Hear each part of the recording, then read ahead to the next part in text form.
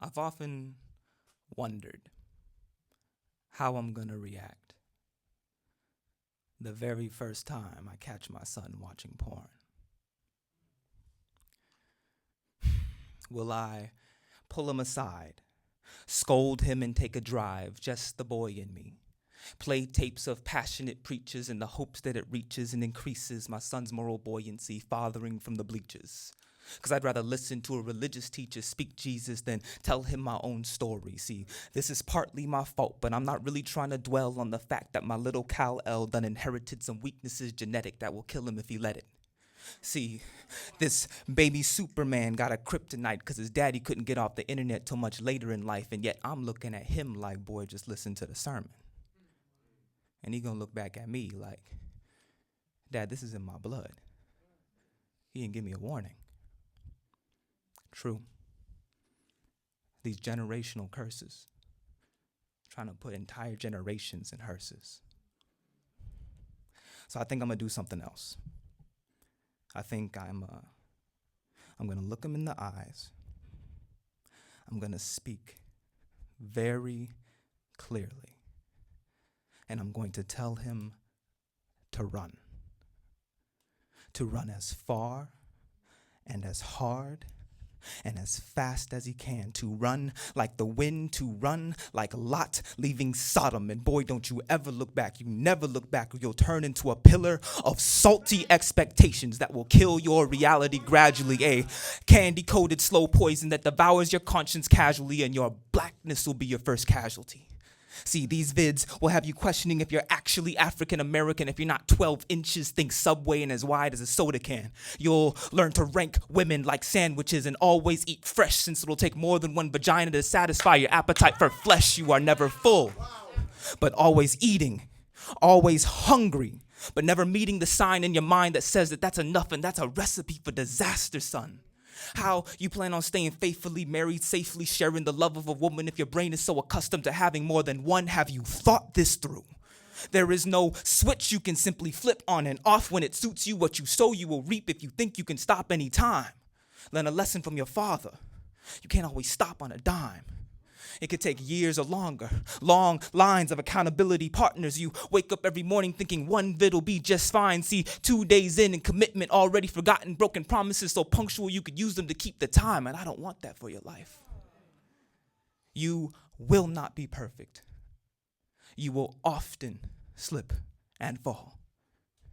But I cannot have you go through your entire life battling your daddy's fatal flaw. Yeah, that sounds good. That's what I want to say in a voice all fire and passion. But I feel like if I ever have to have this conversation, I'll probably start my rant and then start to cry, stumble, restart, and then cry some more. My deepest fear fully realized. My son is watching porn. Thank you. Wow. As a kid, I pictured the devil with two horns and a tail, standing about 5'8", red all over with an annoying laugh. He'd have a pitchfork in his hand, and everywhere he'd go, he'd bring like fire with him.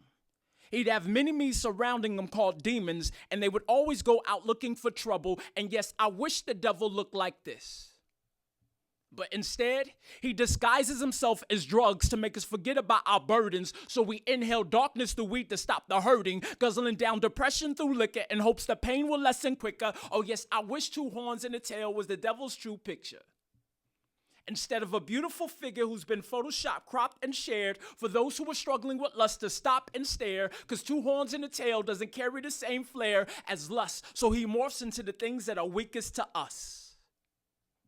I wish that when the devil came with temptation, he looked all hellish and red, because maybe that would have stopped that drug overdose victim from being dead. And maybe that would have stopped that house that's now broken from cheating, because of thinking the grass on the other side is greener. Would have never happened if we could just imagine that the devil morphs into these tempting actions.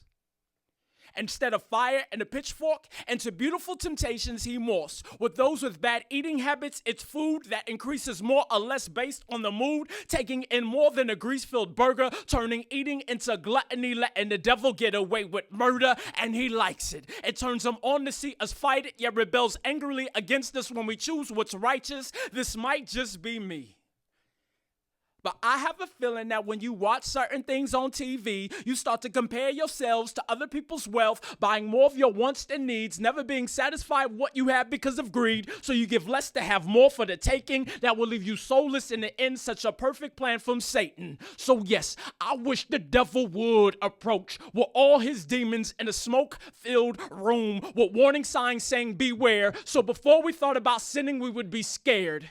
I wish that behind every sin there is, his true identity would be exposed before we open up doors that were always meant to remain closed, and that the virgin would see the devil's face instead of taking off her clothes, giving up her body to lust, only to experience later on its guilt and disgust. And I wish the alcoholic instead of liquor would see the devil's face and hopes he never yearns again for the taste. And for the dude who struggles with lust late at night, I wish he would have seen the devil's face instead of porn as he clicks on the site. And for the suicide victim who took their own life, I wish he would have heard the devil laughing, saying, "I'll see you tonight."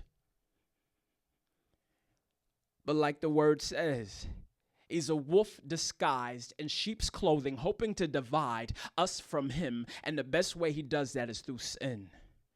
So beware, because you won't see two horns and a tail. Nah, bruh.